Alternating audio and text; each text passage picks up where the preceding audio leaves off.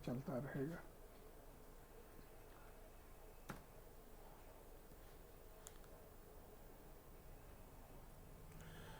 पांच ठीक लड़कियां कुलर में हैं। ठीक, नमस्कार मित्रों, आज लाइव क्लास का चौथा बैच स्टार्ट होने जा रहा है और जिस उत्साह के साथ आप लोग जुड़ते जा रहे हैं से लग रहा है काफ़ी सफल बैच रहेगा। ये बैच प्रतिदिन 2 घंटे का होगा और लगभग 75 दिन में ये बैच समाप्त हो जाएगा और ज़्यादा ज़्यादा 75 दिन से 90 दिन मान के चलिए, कुछ व्यवधान वगैरह आते हैं, ये बैच समाप्त होगा। और देख रहे होंगे कि वास्तव में बैच चलाने की हमारी इच्छा नहीं थी, लेकिन कोरोना महामारी के चलते ऑफलाइन क्लास संभव नहीं हो पा रहा है और ऐसी स्थिति में परिस्थिति को देखते हुए हमने निर्णय लिया कि एक और लाइव बैच स्टार्ट ही किया जाए। उसी निर्णय के तहत आज लाइव क्लास स्टार्ट करने जा रहा हूं और अगर आप लोग हमारे साथ लगे रहे, बराबर मेहनत करते रहे, तो ये मान के चलिए 75 से 90 दिन मतलब मैक्सिमम 3 महीने में हम आपको कला के बेहतर से बेहतर कंप्यूटरों में बना देंगे। मतलब जो 2-4 साल से पढ़ रहे हैं आप उनसे कुछ बेहतर करेंगे।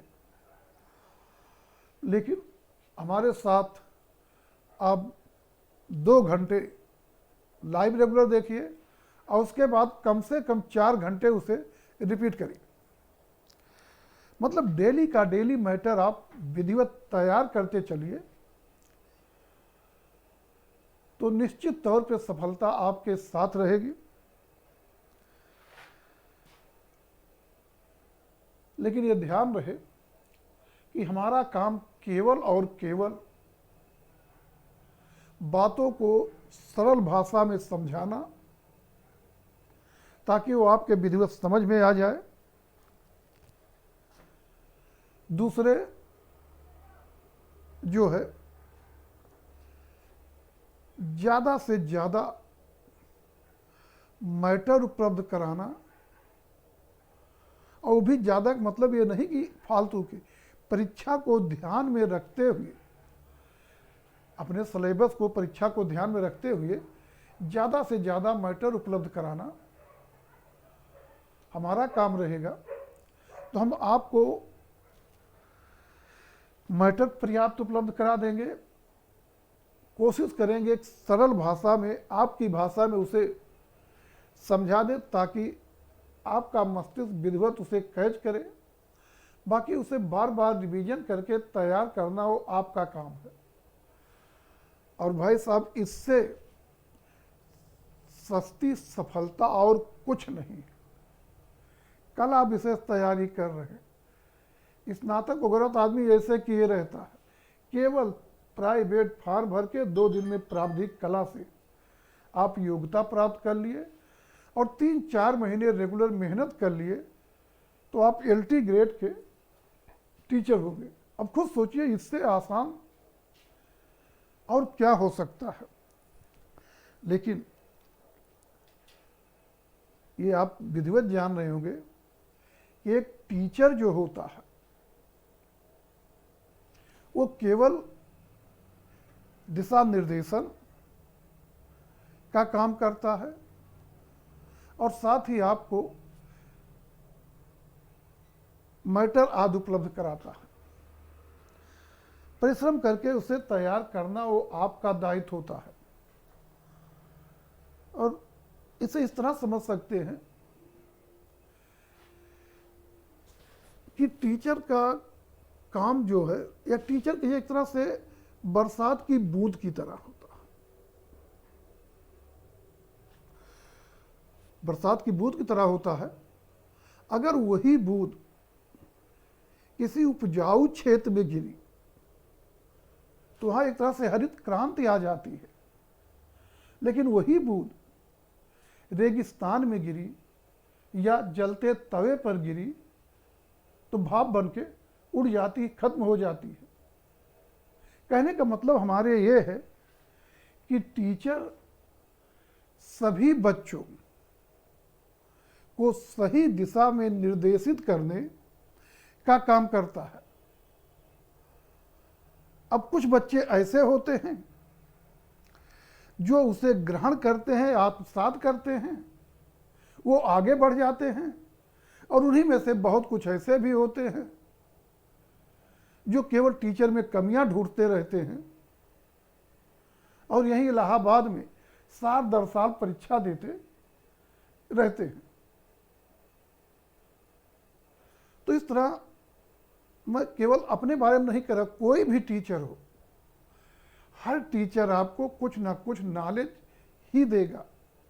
उसमें विश्वास करके अगर आप तैयारी करेंगे तो निश्चित तौर पर सही दिशा में ही आपको लेकर जाएगा। हाँ, ऐसे तो सबको नहीं कहा जा सकता। दूसरे, इससे बचिएगा कि अपने संपर्क में रहने वाले सीनियर विद्यार्थियों से,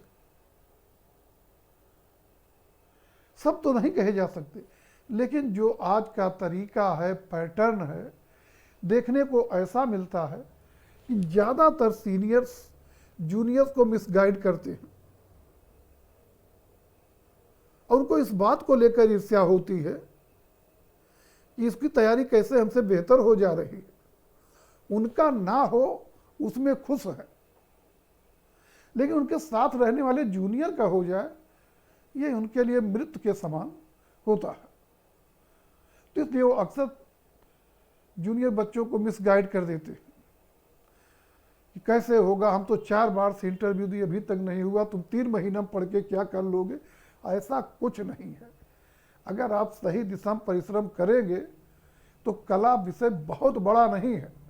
3 महीने पढ़ के आसानी से आप सिलेक्शन ले सकते हैं। बस सही दिशा में चलिए। सही दिशा में चलने का मतलब जो भी टॉपिक आप पढ़ रहे हैं, आप देखिए, उसको मनन करिए, आत्मसात करिए, विगत वर्षों में आए प्रश्नों को देखिए और देखिए क्या जो आप पढ़ रहे हैं उसमें विगत वर्षों में आए प्रश्न के आंसर मिल रहे हैं। अगर विविध परीक्षाओं में आए प्रश्नों के आंसर उसमें मिल रहे हैं तो इसका मतलब आप सही दिशा में काम कर रहे हैं। तो फिर ज़्यादा उपदेश ना देकर हम टॉपिक पर आ जाते हैं। और जैसा कि पहले लेक्चर में होता है, आप सब विधिवत परिचित है, तो उसमें हम लोग सिलेबस, पाठ्यक्रम पर चर्चा करेंगे। और यहाँ ये ध्यान देंगे कि माध्यमिक शिक्षक सेवा चयन बोर्ड, जिसे हम लोग शॉर्ट में चयन बोर्ड कहते हैं, के द्वारा जो कला विषय का सिलेबस निर्धारित हुआ है वो बहुत थोड़ा है। लेकिन जो इनके विशेषज्ञ हैं, पेपर सेट करते हैं, वो ऐसा पेपर सेट करते हैं कि आपके टॉपिक से कम और टॉपिक के बाहर के ज़्यादातर क्वेश्चन पूछ लिए जाते हैं।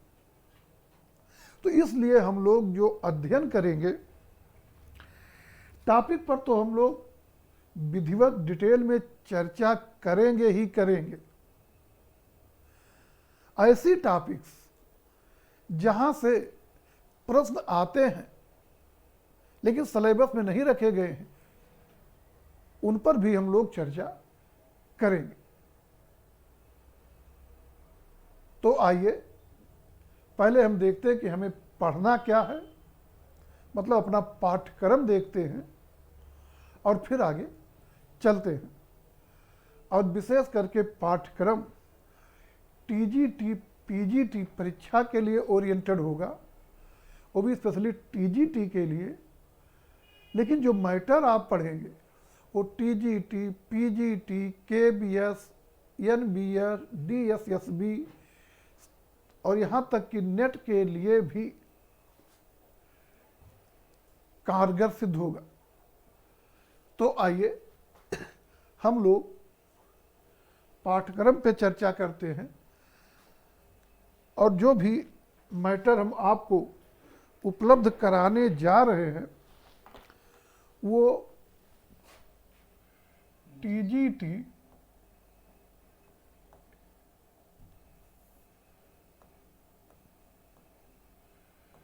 पीजीटी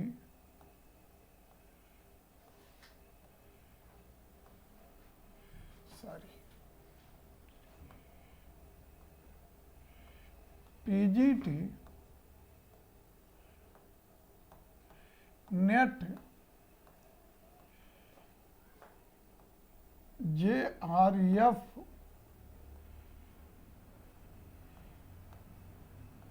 केबीएस और कला विषयक जो भी परीक्षाएं होती है सभी के लिए पर्याप्त रहेगी। कला विषयक जो भी परीक्षाएं होंगी वो सभी के लिए पर्याप्त रहेगी। और अब हम लोग जो है कला विषय से संबंधित अपने पाठ्यक्रम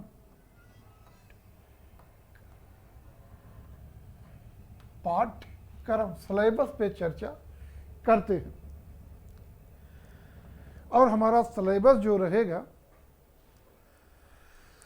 वो देखेंगे किसमें जो हम पहली टॉपिक लेंगे, पहली टॉपिक जो हमारी रहेगी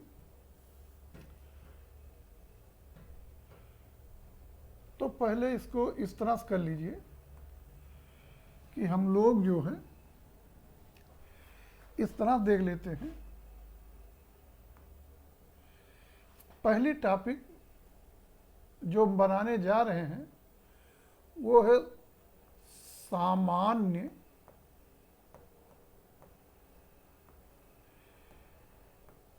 परिचय, जनरल इंट्रोडक्शन। सामान्य परिचय जैसा कि आपको ज्ञात है ये कोई टॉपिक विशेष नहीं है, ये कला के बारे में एक जनरल सा परिचय है। कला क्या है, किस भाषा का शब्द है,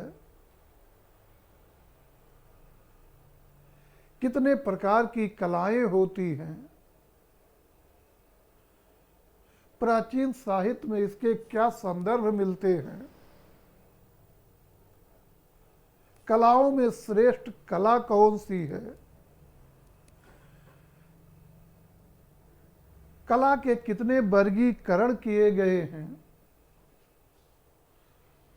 विविध विद्वानों ने कला के बारे में क्या परिभाषाएं प्रस्तुत की हैं, भारतीय कला की विशेषताएं क्या हैं, इन सब पर चर्चा हम सामान्य परिचय के अंतर्गत करेंगे। अगली टॉपिक हमारी रहेगी, अगली टॉपिक जो रहेगी प्राचीन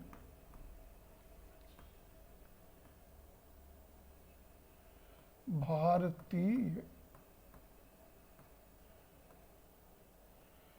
चित्रकला।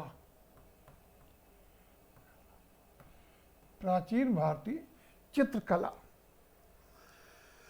प्राचीन भारतीय चित्रकला के अंतर्गत सबसे पहले हम लोग देखेंगे, इसे पहले जाने, प्राचीन भारतीय चित्रकला जो है, इसके अध्ययन के लिए सबसे पहले हम लोग जो है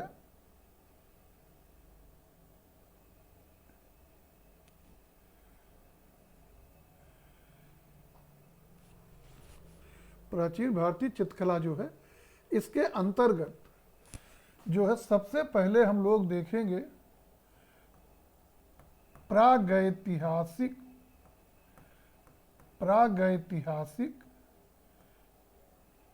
चित्रकला, प्रागैतिहासिक चित्रकला।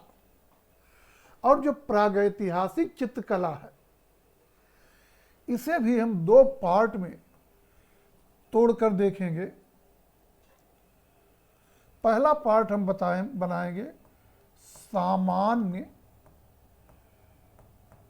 परिचय,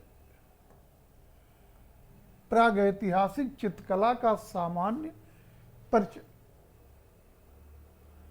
तो इसमें हम लोग वास्तव में प्रागैतिहासिक काल का सामान्य परिचय देखेंगे और उसके अंतर्गत पुरा पाषाण काल, मध्य पाषाण काल, नव पाषाण काल पर चर्चा करेंगे। वास्तव में सिलेबस में नहीं रखा गया है, लेकिन क्वेश्चन इससे बराबर पूछे जा रहे हैं। दूसरे,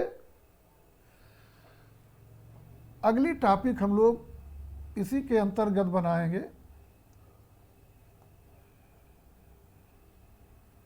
प्रागैतिहासिक काल में जो है, अगली टॉपिक हम लोग बनाएंगे चित्रकला, कला। ये सिलेबस में है। तो प्रागैतिहासिक चित्रकला हमारे विधिवत समझ में आए, इसके लिए भी जरूरी पहले हम प्रागैतिहासिक काल का सामान्य परिचय प्राप्त करें। और इस तरह से प्रागैतिहासिक चित्रकला जो हम लोग पढ़ेंगे, उसे दो टॉपिक पढ़ेंगे, सामान्य परिचय और प्रागैतिहासिक चित्रकला। बल्कि आप यहाँ ये कर दीजिए, इसे प्रागैतिहासिक काल कर दीजिए। तो प्रागैतिहासिक काल का अध्ययन हम लोग इन दो टॉपिकों में करेंगे, एक सामान्य परिचय और एक प्रागैतिहासिक चित्रकला। आगे हम लोग देखेंगे सैंधो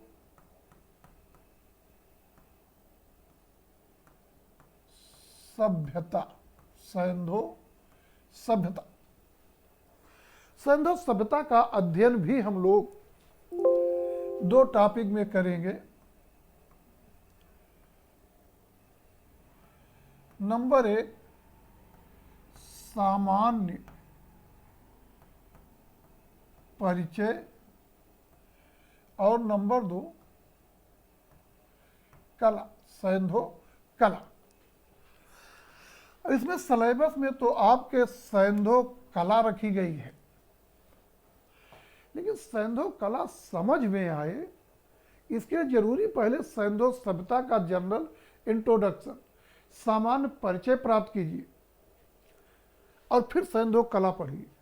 और साथ ही सामान्य परिचय संबंधित भी क्वेश्चन पूछ लिए जा रहे हैं। तो इसका अध्ययन हम लोग सामान्य परिचय और सैंधो कला के अंतर्गत करेंगे। अगली टॉपिक हमारी रहेगी गुफाएं, गुफाएं। और गुफाओं के अंतर्गत हम लोग जो है जोगी मारा, जोगी मारा की गुफाएं,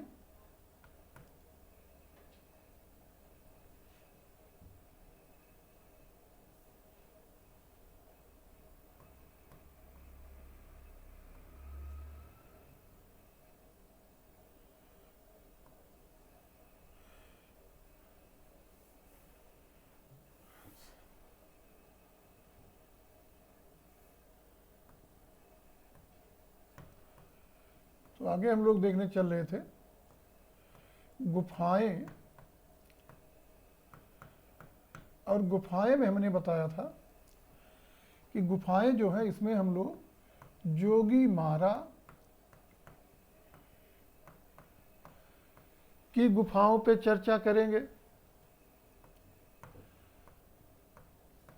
अजंता की गुफाओं पे चर्चा करेंगे, बाघ की गुफाओं पे चर्चा करेंगे, बादामी की गुफाओं पे चर्चा करेंगे, सित्तन वासल की गुफाओं पे चर्चा करेंगे, यलोरा की गुफाओं पे चर्चा करेंगे, एलिफेंटा की गुफाओं पे चर्चा करेंगे, सिगिरिया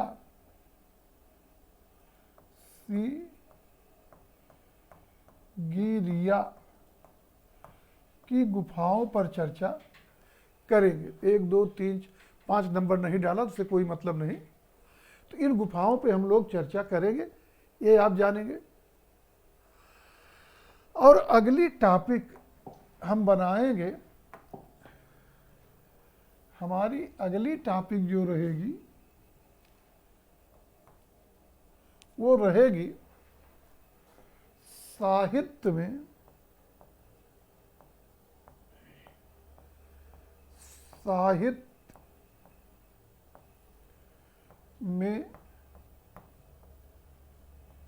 कला की चर्चा। साहित्य में कला की चर्चा, ये हमारी अगली टॉपिक है। और इसके अंतर्गत प्राचीन ग्रंथों में कला विषयक कौन सी चर्चाएं हुई हैं, इन्हें हम देखेंगे। और जैसे कि प्रश्न आ रहे हैं, बहुत सी आधुनिक विद्वानों की रचनाएं भी पूछी जा रही हैं, जैसे मुंशी प्रेमचंद की रचनाएं, सुमित्रा नंदन पंत की रचनाएं, महादेवी वर्मा की रचनाएं, जय शंकर प्रसाद की रचनाएं, अमित लाल नागर की रचनाएं, ये सब भी पूछी जा रही। तो 60 में, ये सिलेबस में नहीं है, तो 60 में इनकी प्रमुख पुस्तकों पर भी हम लोग यही चर्चा करेंगे। और इतना अध्ययन कर लिए जब आप, तो आपकी प्राचीन भारतीय चित्रकला समाप्त हुई। प्राचीन भारतीय चित्रकला जो है वो समाप्त हुई। अब आगे हम लोग देखते हैं मध्यकालीन भारतीय चित्र कला में हम लोग क्या क्या देखेंगे। तो आइए मध्यकालीन भारतीय चित्रकला पे हम लोग देखते हैं क्या क्या देखेंगे।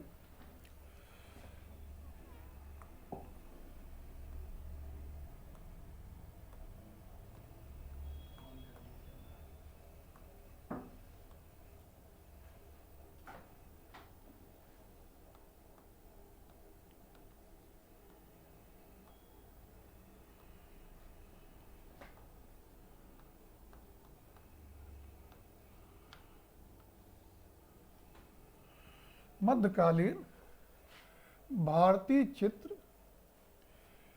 कला,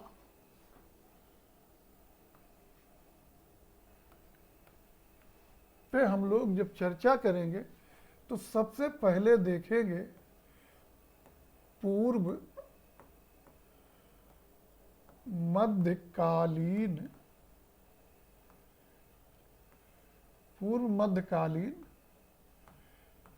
चित्रकला। और पूर्व मध्यकालीन चित्रकला के अंतर्गत, पूर्व मध्यकालीन चित्रकला के अंतर्गत हम लोग देखेंगे पूर्व मध्यकाल में चित्रकला के पतन के कारण दक्षिण भारतीय भित्ति चित्र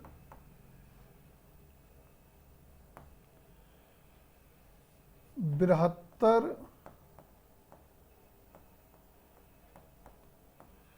भारत की कला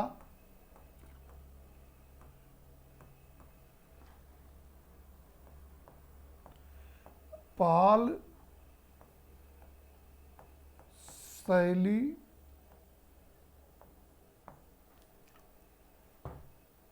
जैन शैली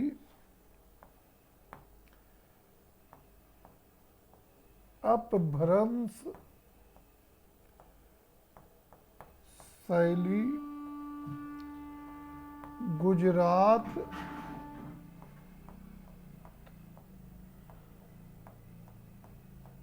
शैली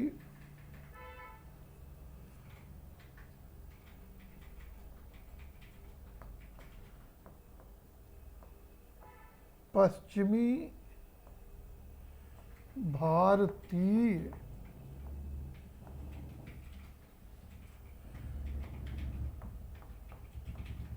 शैली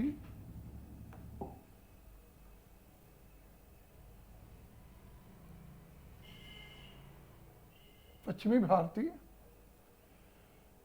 शैली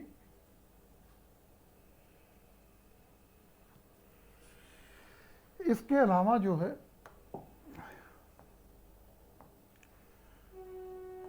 मध्य देशीय शैली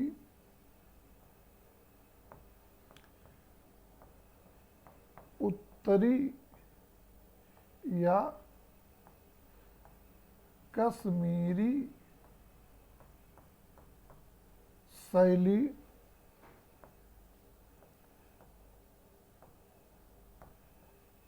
दक्षिणी शैली इन सब पर चर्चा करेंगे।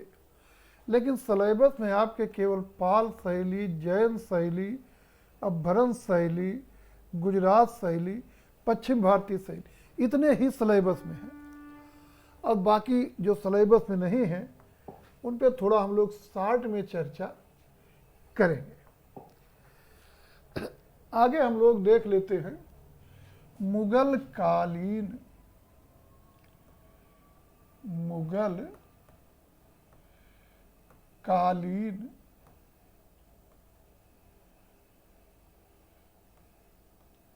चित्र कला शैली या मुगल कालीन चित्र कला। इसके अंतर्गत मुगल बादशाहों के संरक्षण में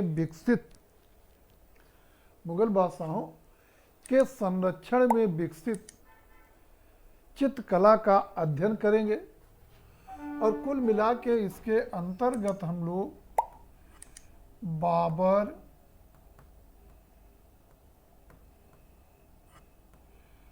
हुमायूं,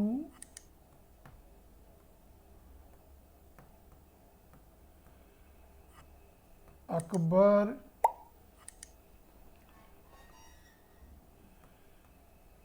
जहांगीर,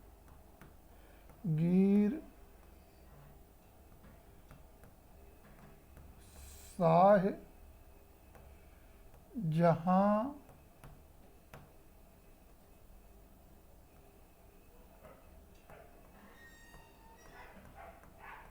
औरंगजेब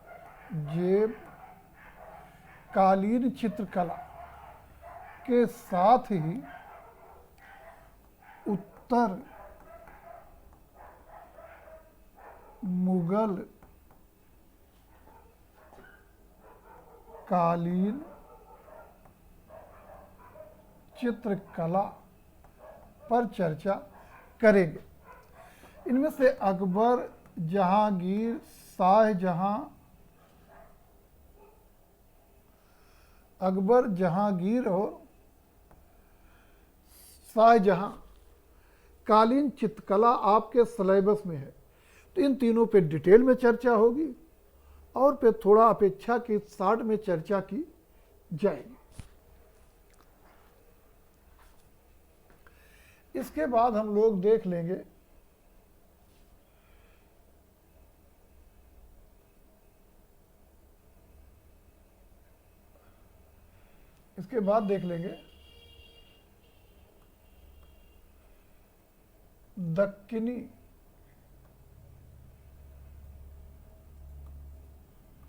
दक्कनी चित्रकला शैली, और ये आपके सिलेबस में नहीं है, और इसके अंतर्गत मुख्य रूप से हम लोग बीजापुर,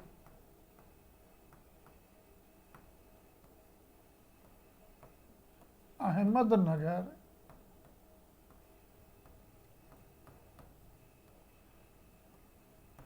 गोलकुंडा,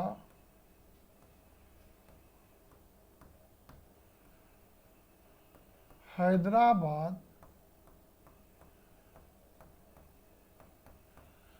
के शासकों के संरक्षण में विकसित चित्रकला पर चर्चा करेंगे। और ये ध्यान देंगे कि ये टॉपिक आपके सिलेबस में नहीं तो शॉर्ट में चर्चा होगी। आगे हम लोग देख लेते हैं राजस्थानी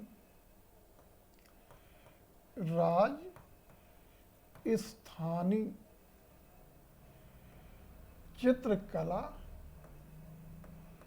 शैली, राजस्थानी चित्रकला शैली।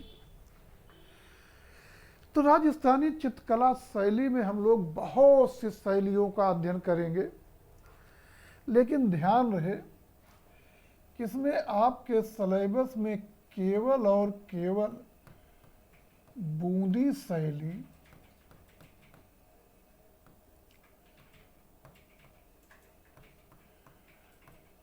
कोटा शैली, बूंदी शैली, कोटा शैली, किशनगढ़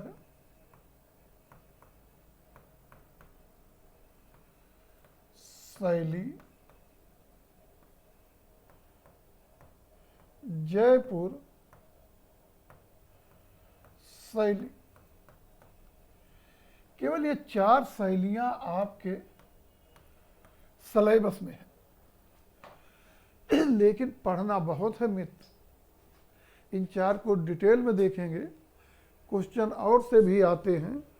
और शैलियों को शॉर्ट में मेवाड़ शैली, देवगढ़ शैली, नाथद्वारा शैली, शाहपुरा शैली, झालावाड़ शैली, अलवर शैली, उनियारा शैली, शेखावटी शैली, अजमेर शैली, बीकानेर शैली, मारवाड़ शैली आदि बहुत सी शैलियां हैं, उन पर भी हम लोग शॉर्ट में चर्चा करेंगे। और अब आगे हम लोग देख लेते हैं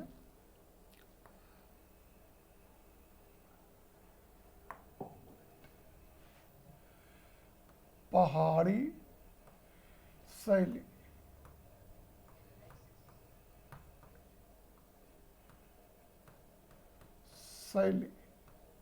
तो पहाड़ी शैली में विशेषकर हम चर्चा करेंगे गुलेर शैली,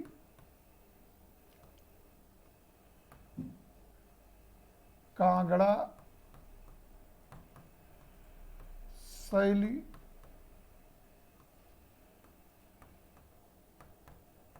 बसौली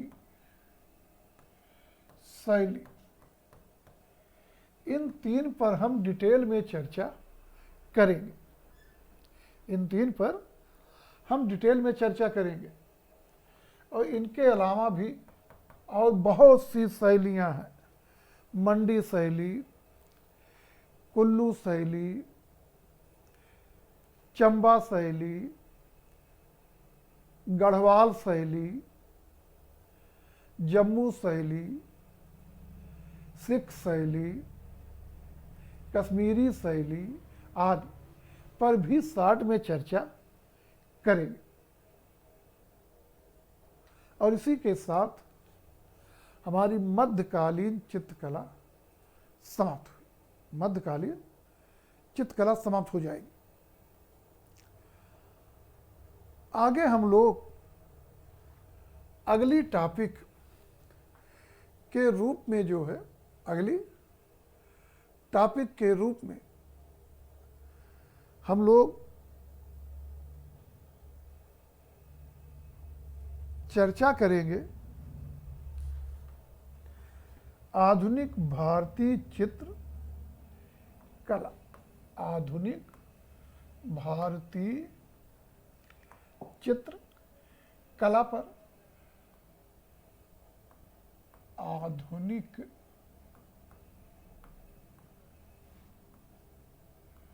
भारतीय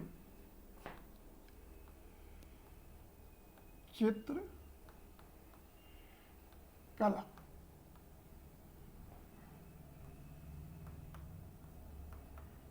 आधुनिक भारतीय चित्रकला।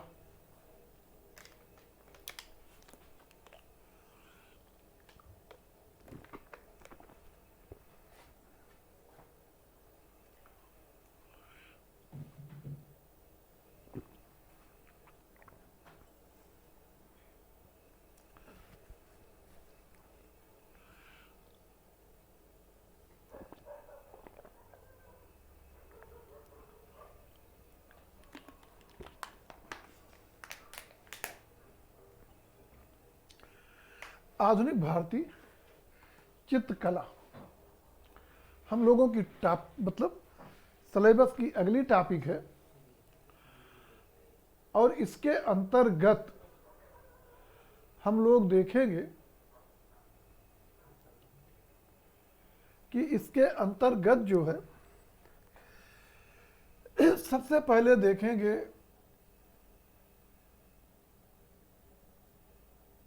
17वीं से लेकर 19वीं सदी के मध्य विद्यमान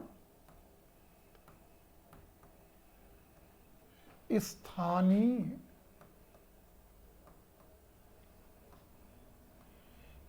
चित्र शैलियां। तो आप जानेंगे ये टॉपिक सिलेबस में नहीं है, लेकिन इस बीच जो शैलियां विद्यमान हैं, जैसे नाथद्वारा शैली, कालीघाट शैली, उड़ीसा के पटचित्र, तंजौर शैली, मैसूर शैली आदि, इन सब ने आधुनिक भारतीय कला के उदय में अवश्य ही कुछ न कुछ योगदान दिया है। तो पहले हम इन शैलियों पे चर्चा करेंगे, भले यह सिलेबस में ना हो, लेकिन इनसे क्वेश्चन आते हैं और इससे हमें आगे की कला समझने में मदद मिलेगी। और फिर हम लोग देखेंगे कंपनी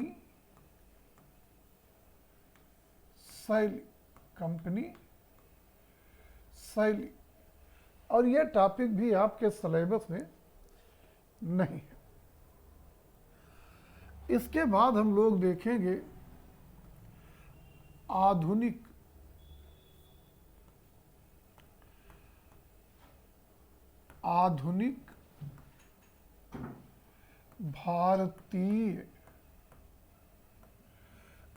भारतीय कला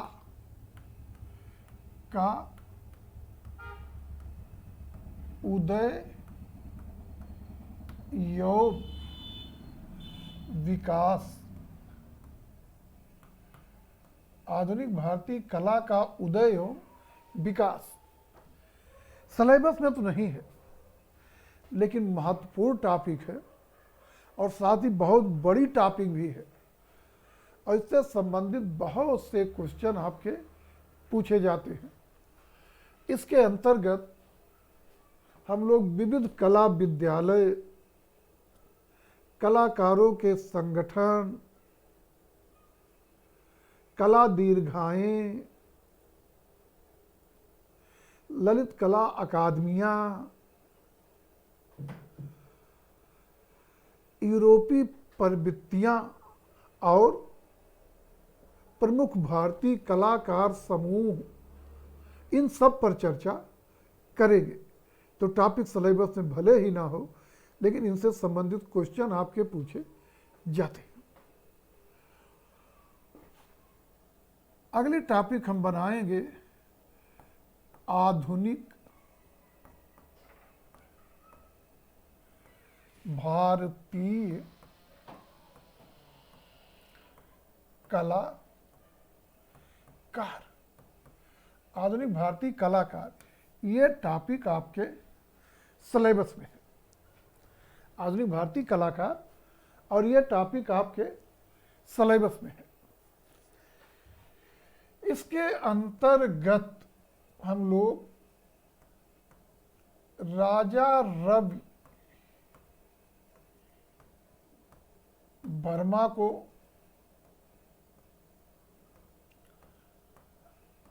और नींद्र नाथ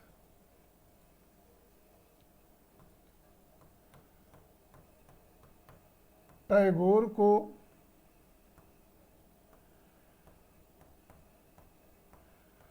असित कुमार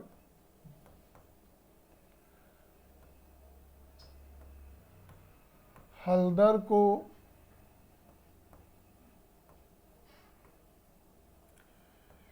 क्षितेंद्र नाथ मजूमदार को, क्षितेंद्र नाथ मजूमदार को शारदा चरण उकील को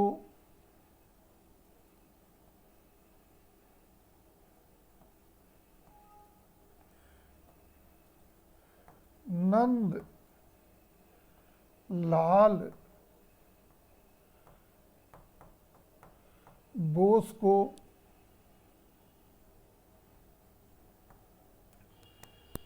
डीपी राय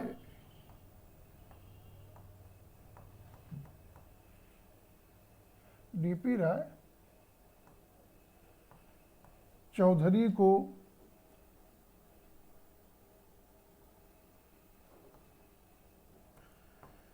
गगनेंद्र नाथ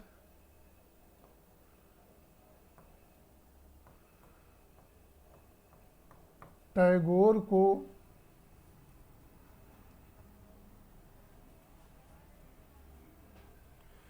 साथ ही रवींद्रनाथ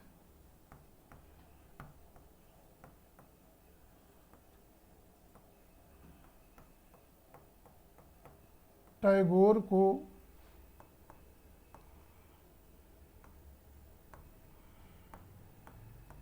एन.एस.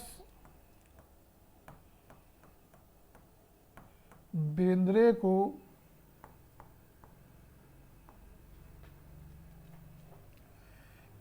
के.एस.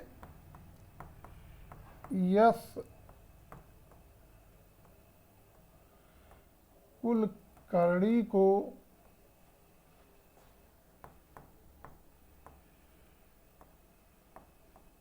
यामिनी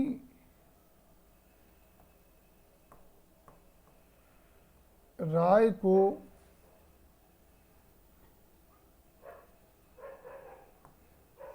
यामिनी राय को के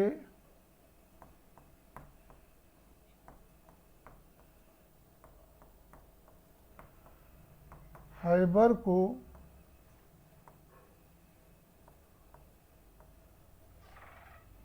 के हैबर को के एच आरा को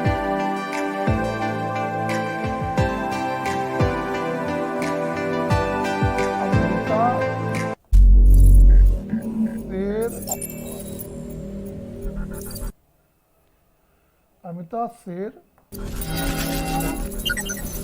जिनको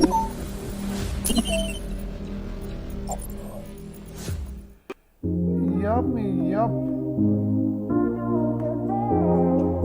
हुसैन को देखेंगे। और ये 16 कलाकार जो हैं ये आपके सिलेबस में है। आगे हम लोग थोड़ा हम पेज आगे बढ़ा रहे हैं और देखेंगे कि आगे हम लोग जो है अगली टॉपिक बनाएंगे अन्य आधुनिक एवं समसामयिक चित्र, अन्य आधुनिक एवं समसामयिक कलाकार। ये टॉपिक मित्र सिलेबस में नहीं है, लेकिन आजकल इनसे क्वेश्चन बहुत पूछे जा रहे हैं और अक्सर देखा जाता बच्चे इन्हीं में ज़्यादा परेशान होते हैं क्योंकि ये सब इकट्ठा कहीं किसी किताब में मिलते नहीं। तो सिलेबस नहीं, लेकिन क्वेश्चन खूब आ रहे हैं और इसके अंतर्गत लगभग 125 चित्रकार हम लोग देखेंगे, लेकिन शॉर्ट में बस कहाँ पैदा हुए, किस माध्यम में कार्य करते हैं और उनकी प्रमुख कृतियाँ क्या हैं, और 2-1 पॉइंट्स उनके बारे में जो विशेष हो, इतना ही। तो घबराने की बात नहीं है, कलाकार ज़्यादा है, शॉर्ट में देखा जाएगा। बस वहीं पर हम लोग क्रैक करेंगे, टिक करेंगे जहाँ से क्वेश्चन उठाए जाते। अगली टॉपिक रहेगी कला के तत्व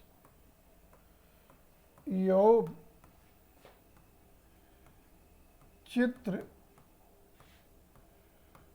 संयोजन के सिद्धांत। कला के तत्व एवं चित्र संयोजन के सिद्धांत।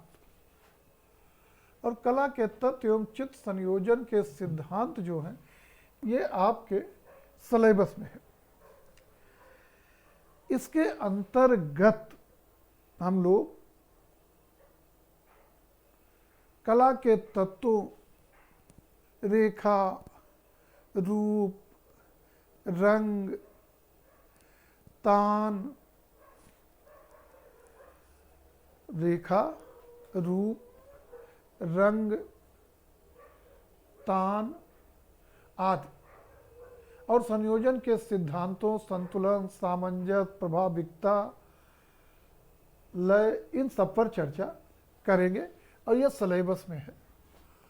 आगे हम लोग कला विषयक कुछ शब्दावली देखेंगे।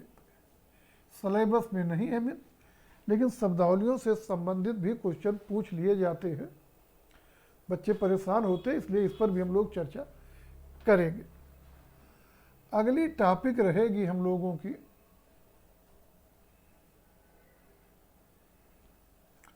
भारतीय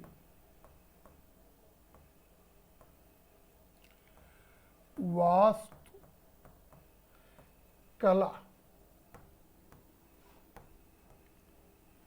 मूर्ति कला एवं धर्म। सिलेबस में नहीं, लेकिन बड़ी टॉपिक है और क्वेश्चन इनसे भी खूब आते हैं और अक्सर देखते होंगे मंदिर मूर्तियां ये सब पूछ ही ली जाती हैं। तो शॉर्ट में इन पर भी हम लोग चर्चा करेंगे, यद्यपि टॉपिक बहुत बड़ी है। सिलेबस में ये भी टॉपिक नहीं है। और आगे हम लोग देखेंगे अगली टॉपिक के रूप में जो है हम लोग चर्चा करेंगे यूरोपीय, नहीं एक मिनट, छापा चित्र कला पर। छापा चित्रकला, साथ ही माध्यम एवं पर विधि पर।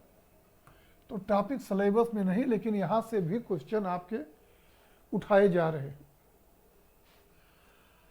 अगली टॉपिक हम लोग देखेंगे यूरोपीय चित्र कला। यूरोपीय चित्रकला टॉपिक ये भी सिलेबस में नहीं है, लेकिन पूरा का पूरा यूरोपीय चित्रकला हमें देखना है, बिल्कुल शॉर्ट में। क्वेश्चन जो आते हैं पूरे यूरोपीय से आते हैं, लेकिन एकदम मेन पॉइंट्स, अतिचर्चित कलाकार किस कलावाद से जुड़े हैं, उनकी प्रमुख कृत, बस इतना ही हमें जानना है। एक टॉपिक हम लोग बनाएंगे भी और जानेंगे। एक टॉपिक हो जाएगी कंप्यूटर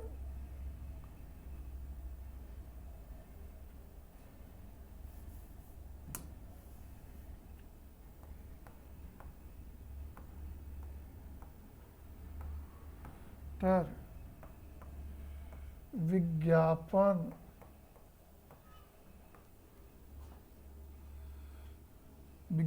कंप्यूटर विज्ञापन, कंप्यूटर विज्ञापन कला। सिलेबस में नहीं है और इन पर बहुत हम चर्चा भी नहीं करेंगे, केवल कुछ प्रश्नों का सेट बनाकर इस पर हम उपलब्ध कराएंगे। अगली टॉपिक है विविध। विविध, और जो विविध की टॉपिक है ये भी सिलेबस नहीं, नाम ही बता रहा को विविध है, लेकिन ये टॉपिक जो है इससे बहुत क्वेश्चन उठाए जाएंगे। ये जनरल इंट्रोडक्शन टाइप में है, जहां भी कला विषयक कुछ सामग्री मिली है वो सब उठा के इसमें रख दिए गए हैं।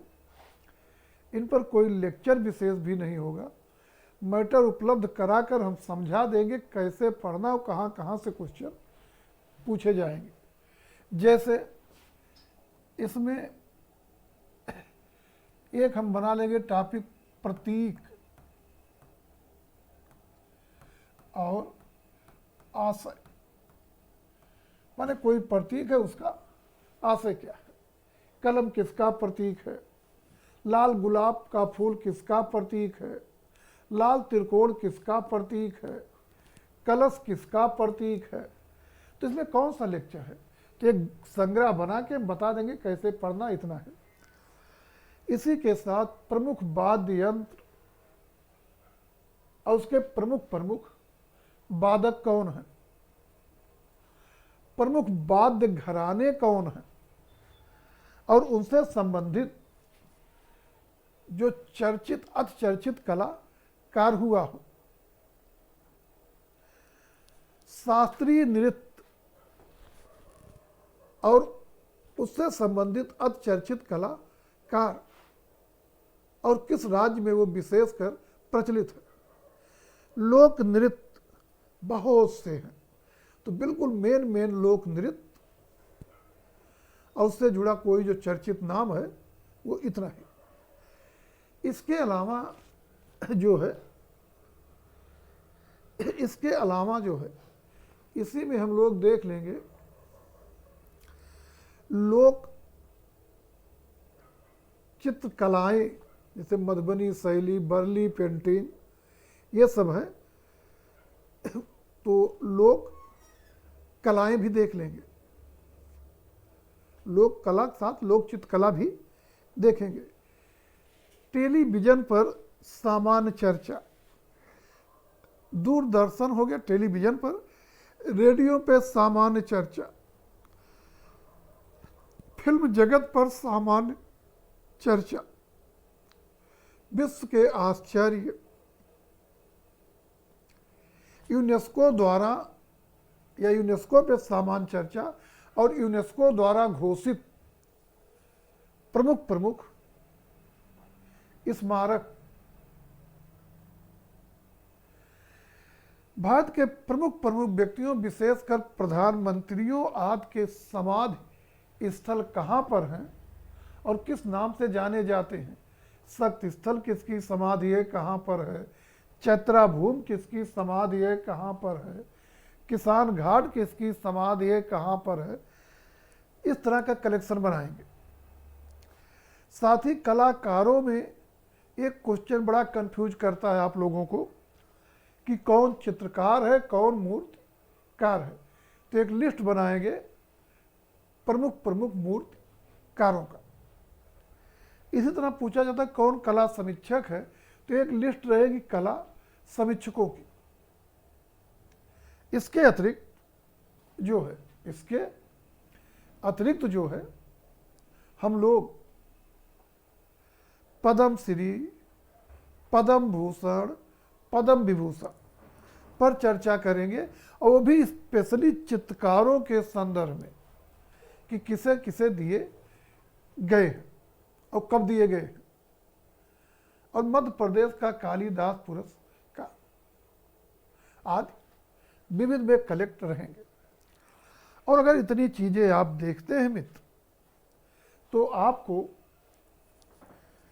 टीजीटी पीजीटी परीक्षा क्रैक करने में कोई भी दिक्कत नहीं होगी। बड़े आसानी से आप सेलेक्ट हो जाएंगे और परीक्षा हाल में पेपर पाते पर उसे देखने पे आप में घबराहट नहीं होगी, बल्कि आप बल बढ़ेगा और आप बेहतर ढंग से पेपर सॉल्व करेंगे। जहाँ तक अध्ययन मटेरियल की बात है, तो हम अपने विद्यार्थियों को यही सुझाव देते हैं कि हमारे लेक्चर कंप्लीट करिए, साथ ही हम पीडीएफ फॉर्म में नोट्स उपलब्ध कराएंगे। यद्यपि वो डाउनलोड नहीं होगा, देखना मोबाइल पर ही होगा या टैब में देख सकते हैं। वो नोट्स तैयार करिए और हमारे हर टॉपिक से जुड़े टेस्ट पेपर तैयार करिए।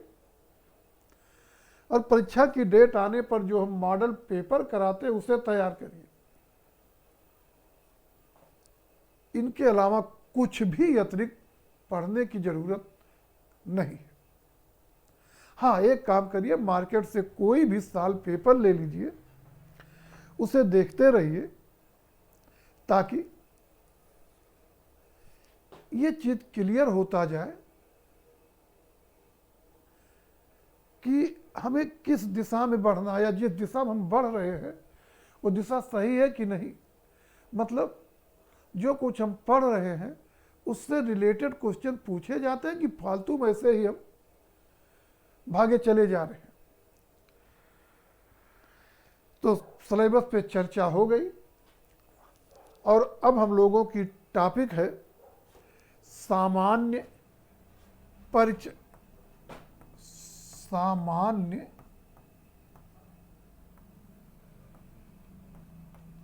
परिचय, जनरल इंट्रोडक्शन। लेकिन आज पहला दिन है, और पहले दिन के लिए इतना ही पर्याप्त है। सिलेबस देखिए, समझिए कि हमें क्या क्या पढ़ना है, और ये चीज़ें जहाँ भी मिले वहाँ पढ़ सकते हो। इससे हम आपके सिलेक्शन के लिए पर्याप्त उपलब्ध करा देंगे। इस बात का तो हम दावा नहीं करते कि हम सारे क्वेश्चन फंसा देंगे, लेकिन इस बात का दावा करते हैं कि अगर आप हमारे नोट्स, टेस्ट पेपर, लेक्चर तैयार किए हैं तो जितने पे सिलेक्शन होता है उससे 4-6 क्वेश्चन प्लस ही आपको मिलेंगे। और इसी के साथ चूंकि पहला दिन है तो आज इतना ही। वैसे आप जान रहे आपका क्लास 2 घंटे का होगा, और आज इतना ही। नमस्कार, शुभ रात्रि।